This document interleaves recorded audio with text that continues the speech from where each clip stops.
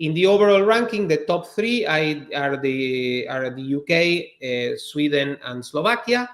And on the bottom, unfortunately, you have several countries from Latin America, my region.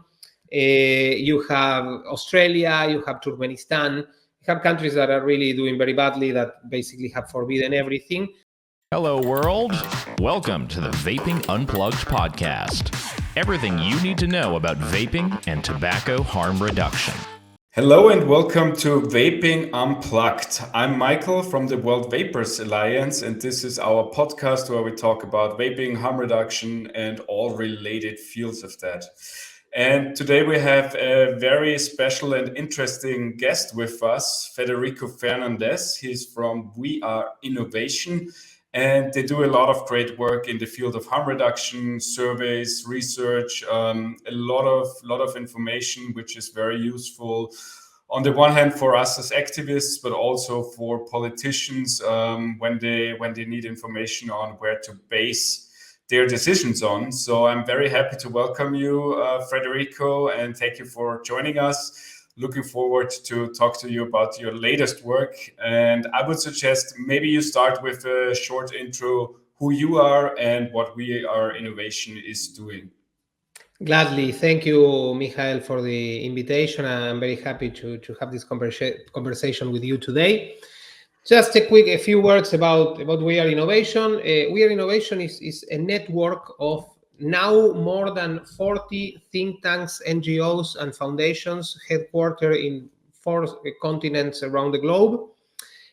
What unites us, as the name clearly states, is that we want to defend, protect, and we want to see innovation thrive, and that we believe in human creativity and in the power of the individual, in the power of entrepreneurs to solve problems. We see innovation as the way in which each one of us can, we can involve ourselves in problem solving. That's why we want, everybody who wants to innovate to not to be with their hands tied. And this is what we are fighting for. As you mentioned, very generously mentioned, we're doing some work in the sphere of safer nicotine products. We think there are a lot of good news coming from there, particularly in the sense that we can save a lot of lives in this century if people who currently smoke change to safer alternatives. But that is not the only field that we are concerned. We try to pick areas in which we find business models, product services that are innovative, but also that have a profound and positive human impact. And we do other works as well in different areas. But for what I just said, this is why we are concerned in safer nicotine alternatives, because there is a lot of innovation in this sphere, and there is a lot of positive impact in people's lives. Yeah, and I think especially for vaping, it's applicable because it's the prime example of a consumer-driven innovation where people say, hey, I want to stop smoking, but the alternatives which are out there at the moment, they don't work for me, so I need something better. And then people started to innovate and create their own solutions. So perfect example, I would say, how innovation can change even a traditional field like smoking cigarettes, where there were zero alternatives a couple of years ago. So that's very, very interesting that you had the same vision and also looked into this area. Let's get right into what you did in the last few months, because it's quite a lot actually. I would suggest let's start with the general one. Just this week, I think you published a new survey where you asked smokers certain questions about vaping and harm reduction. What are the results? Is everyone fully in the know and everyone accepts vaping is less harmful than smoking?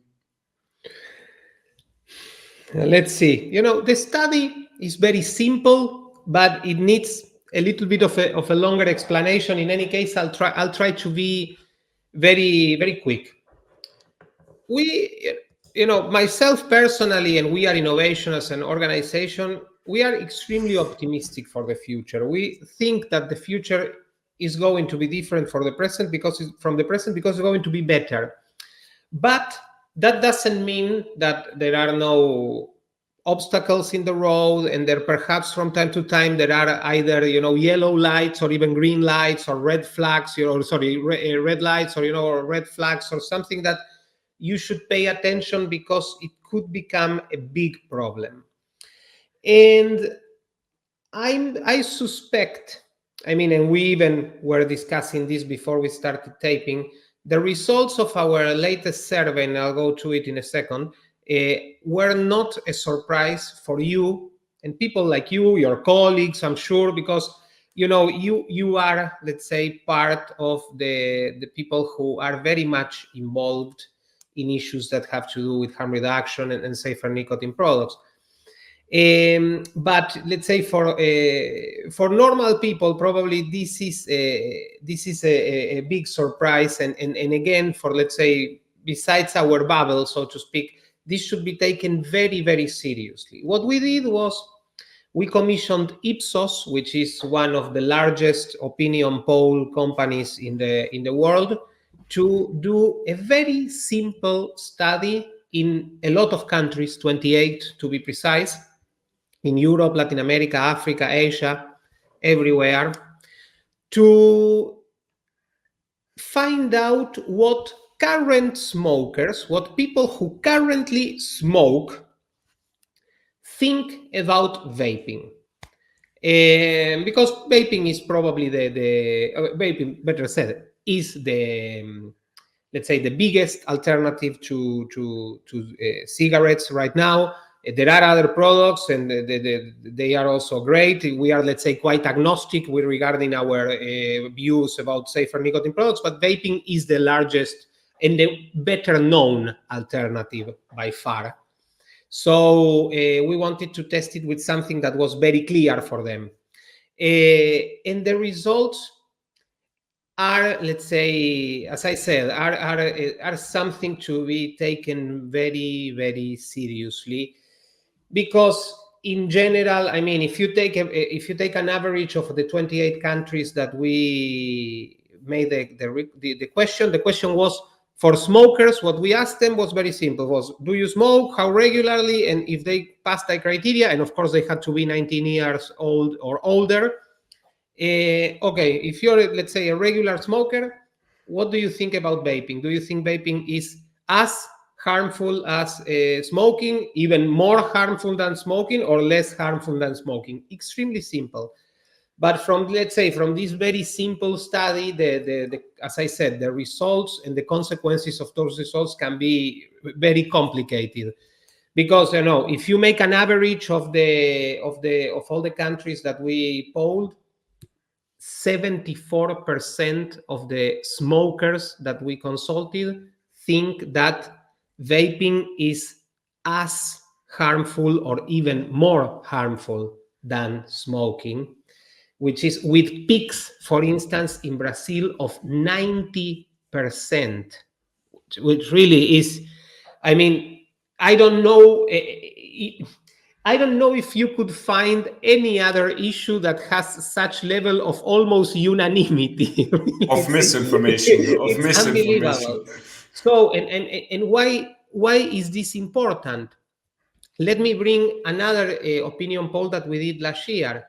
Last year, we consulted ex-smokers in Sweden who switched to healthier, safer alternatives, more innovative alternatives, like snus, vaping, nicotine pouches, or heated tobacco.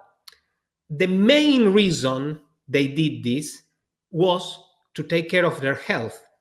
So, and we know, and we can discuss later what are the excellent results that we are seeing in Sweden, and almost smoking be disappearing as we knew it, which is an amazing news.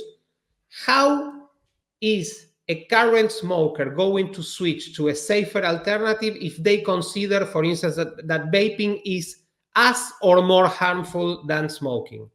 This is really, when of course, and you and your audience, don't need me to explain this. This is this has nothing to do with reality. This would be like if I ask you, what is safer, drinking 2 liters of vodka per day or 2 liters of water per day, and you say no, water is as or more harmful than vodka. Well, your liver is going to have problems. The science is not clear yet. We have no long-term studies about that. Exactly. So this is, and again, we are a very optimistic organization. We are a very positive organization, but that doesn't mean that you have to run away from reality. This hasn't changed our outlook, that we are still very optimistic, but there is a problem. There is a misinformation problem. There is something that, and again, there are different explanations, and I'm sure, people like you and other stakeholders in this area probably can offer explanations why this is happening. But what we wanted to show with this poll is that this is a fact. This is happening, and we have to assume that many smokers around the globe think that vaping is not a safer alternative considered to combustible cigarettes, and that's a deadly mistake. Yeah, it's terrible results, actually, because if we think about those people, because we always think about numbers, but if we think about this one single smoker who really believes that vaping is more harmful and keeps smoking and hurting himself, that's a tragedy, and also from a public health perspective. And what I would think is, if it would be the general public, I think it would be even worse numbers, because the smokers are probably even a bit better informed about consequences of smoking and alternatives, because they are involved with the topic a little bit, to some extent at least, but the general public has no idea, or even less idea.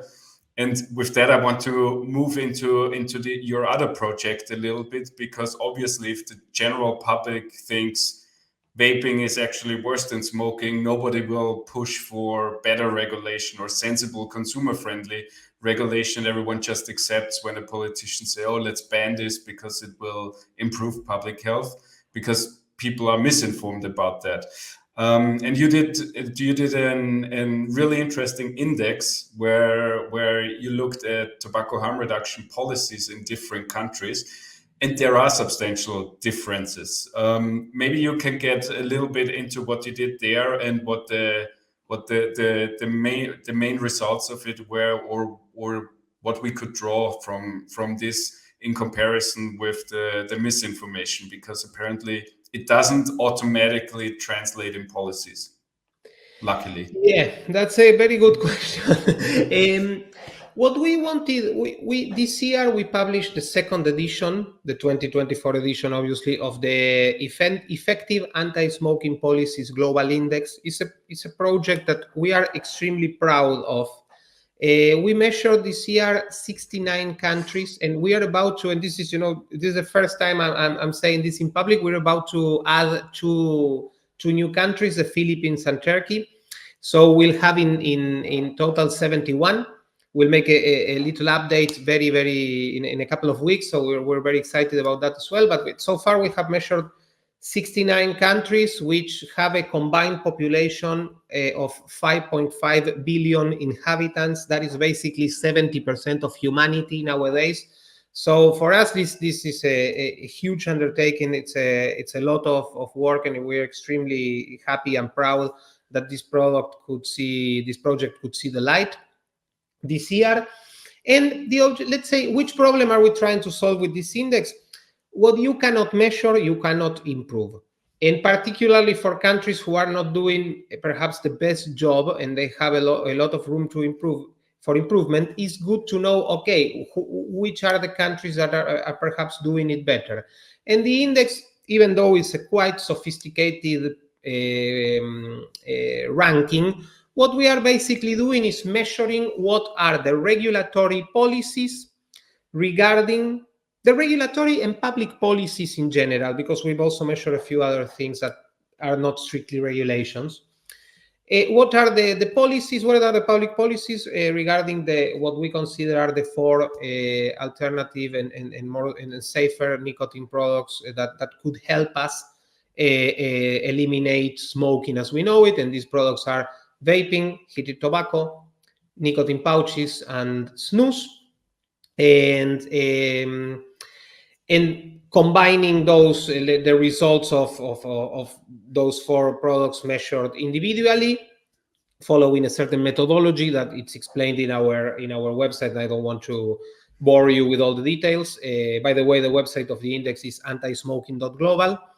We get you can see like the full ranking, the overall ranking, and you can see also the ranking per products. In the overall ranking, the top 3 are the UK, Sweden, and Slovakia. And on the bottom, unfortunately, you have several countries from Latin America, my region. You have Australia, you have Turkmenistan. You have countries that are really doing very badly, that basically have forbidden everything, and a lot in between. One thing I want to highlight, Michael, and sorry for the length of the reply, is that from the 5.5, let's say, billion people that are part of our index somehow, less than a billion live in countries that are in the top 20. In the top 20, you could say it's the policies are quite reasonable. Then it starts to degrade, and after the 30th position, you start finding a lot of prohibitions, a lot of really anti-innovation, very close policies. And there you have more than 4.5 billion people living in those countries. So again, there's a huge difference between and a lot of room for improvement for many people. So we believe this is a tool that can be used by people like you to show who's doing well and who's not, for people who are either public officials, people in the health sector, who want to see also if they consider that safer nicotine products are a useful tool in order to help people quit cigarettes. Okay, what are the policies? What are countries like Sweden are doing, and what and how their countries, which reforms they could do in order to, let's say, look more like Sweden, for instance. So that is in a nutshell what the index does. And again, it's a huge for us. It's a huge work. We wanted to launch the second index last year, but it was really difficult because it's a lot of information.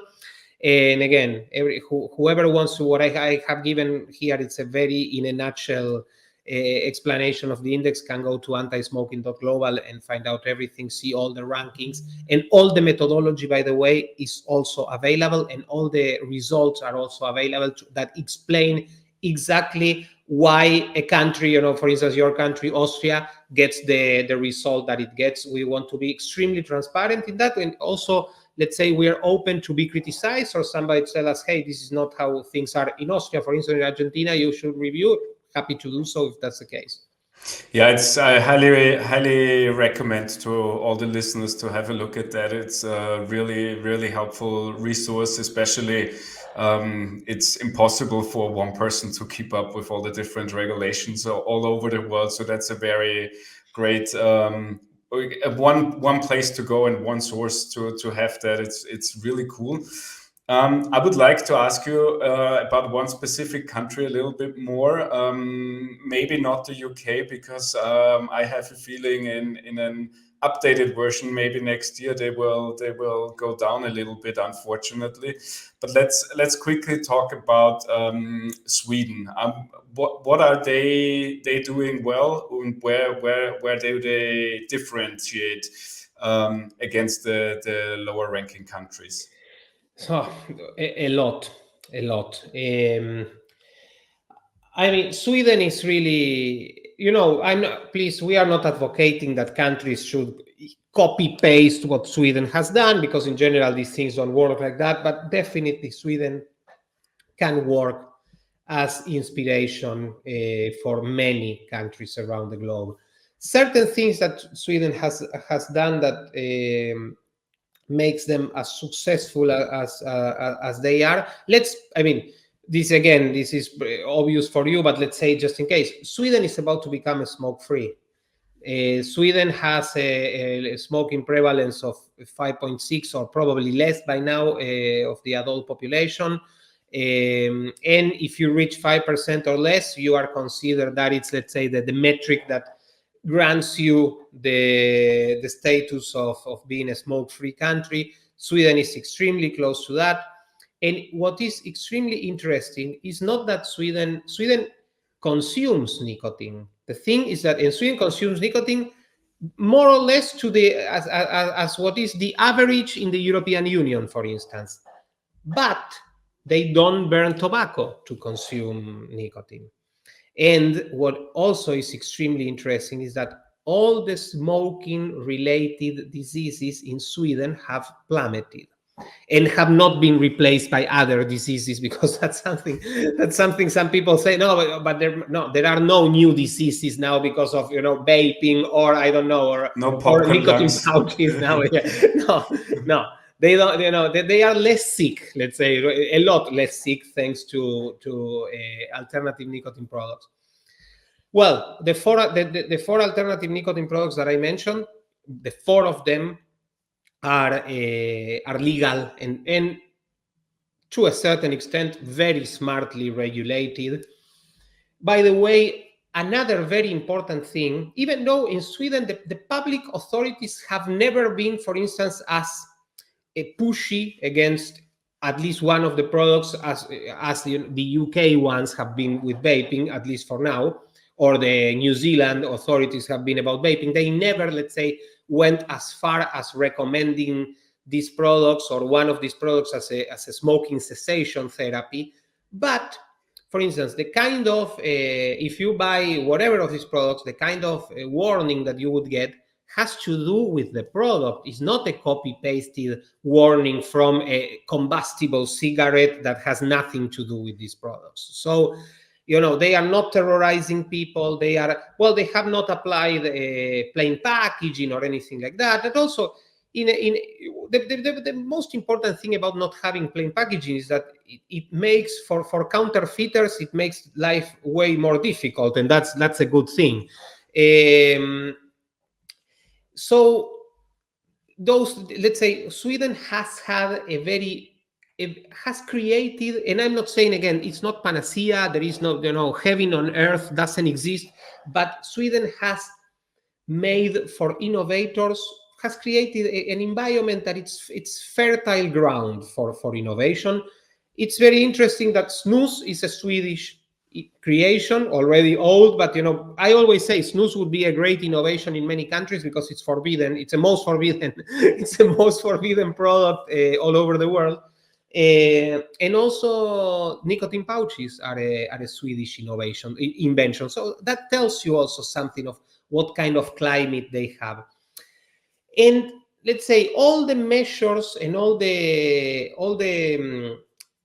Swedish experience leads to something that we call the 3 A's, which means that in Sweden, and again, think that the person we have in mind is someone who currently smokes. So Sweden, the 3 A's, what they represent is the following.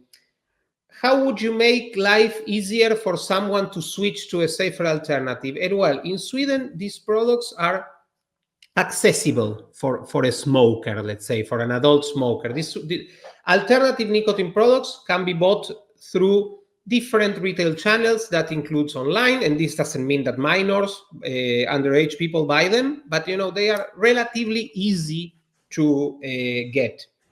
They are acceptable by a smoker. In what sense? In the sense that these products come in different levels of nicotine. If you smoke 60 cigarettes per day or something like that, a little bit of nicotine is not going to give you what you need, and you'll immediately go back to your cigarette consumption. It's like that. So these products can be found with different levels of nicotine and different levels of and different flavors as well. Flavors are extremely important in order to remove people who smoke and give them a more suitable alternative. So again, in Sweden, this thing is present. And these products are affordable in the sense that for instance, particularly in how they are taxed, the taxes that that burden them represent in a way the different levels of safety or risk, however you want to consider it, that they have. And combustible cigarettes are taxed substantially higher than alternative nicotine products. In the case of Sweden, particularly with snus. So, which snus is still quite popular. There are other differences you could make about snus regarding men and women and other stuff, but we can talk about that or not. But these things have created an environment that basically made Sweden a smoke-free country, because in Sweden, as we see it, they have found the missing piece of the, let's say, the anti-smoking puzzle, which was allow innovators to do what they do best, which is improve our lives. And in Sweden, innovation has played a major role. They also have the same policies that come from the World Health Organization, and basically every country in the world applies. They also have the policies, the anti-smoking policies that emanate from the European Union, and every member of the European Union applies, but they have much better results. And our explanation for this is that in other countries around the globe, what is missing is allowing innovative nicotine products to play the part that they can play in order to take people out of smoking. Yeah, I think this especially this part of risk-based taxation in Sweden is very interesting, because most other countries, they don't do it, and they see taxation of cigarettes going down and the revenues going down, and think, oh, we need to make up this revenue and increase taxation on the safer products, which is which leads to the completely opposite results of what we have, because the incentives are lower to switch. Because I can't remember about the results from your survey, but I'm pretty sure apart from health, prices is one of the main other drivers which makes people switch. And if you don't have this incentive, obviously, then one main driver of switching falls completely away. Yeah, it is, exactly. It's let's say it's a combination, and when you, let's say, if you make the products unaffordable, even though if they are present, it's not going to work. Or the black market comes in, obviously, at some point. Yeah. But maybe as a final part, let's come back to the optimistic view of we are innovation and the innovation part. My general feeling would be, obviously, if people have more freedom and less regulation, that there will also be more innovation. So do you think that when you look at the ranking that we see in the top countries, also new innovation coming from, even if it's new products or just product evolution and improvement? Do you think that this good ranking will help in that sense as well? Well, we hope so. There is, one of the findings of the index is that there is general room for improvement in the world, even in the, let's say, in the top 20 countries. Still, regulation could be smarter. Regulation could be more open towards innovation, could leave more space. We don't, as you mentioned, Michael, we don't know. I mean, we are not in the non plus ultra situation. We don't know what could. We have these 4 products. They are great compared to cigarettes, but we don't know what could come in the future, and something even better could come. And we need to leave open space for that.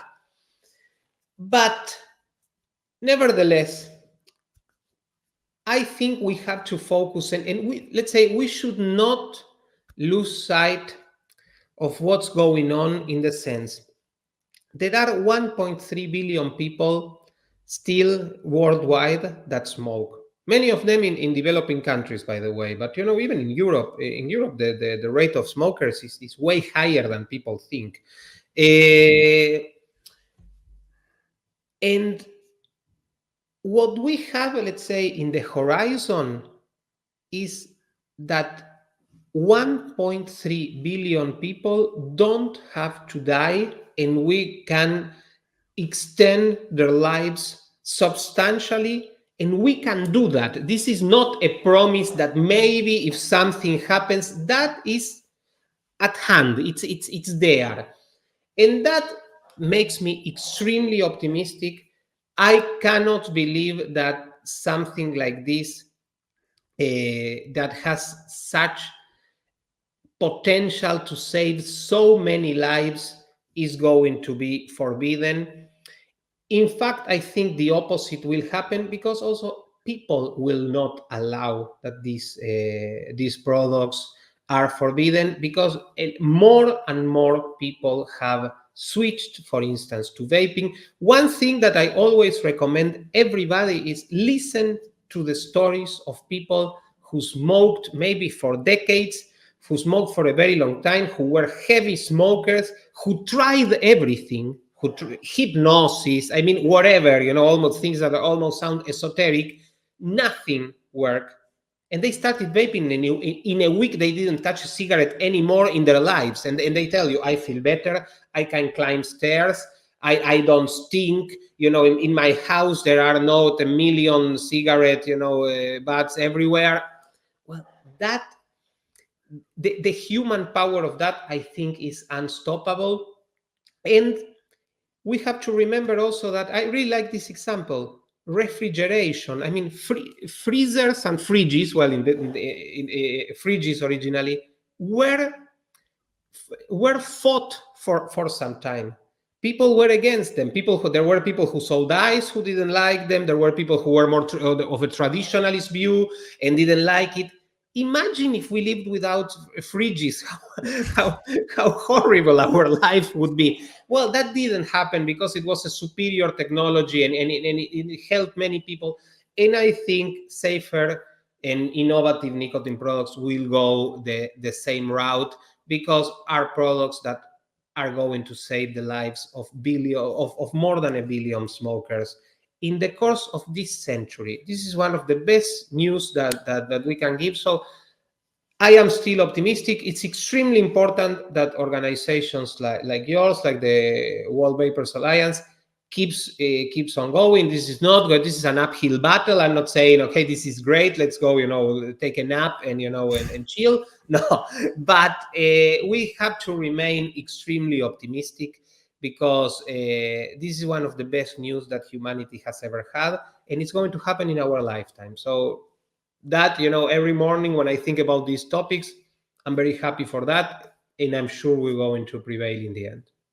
What beautiful final words. I think we leave it right there, because I can't say it any better. And I think we also need to accept a little bit that this is kind of the curse of innovation, that initially people who are negatively affected by it, they will push back. But in the long run, I'm also very optimistic that the better innovation will prevail, and people will see the benefits, and especially for public health and all the smokers we have out there.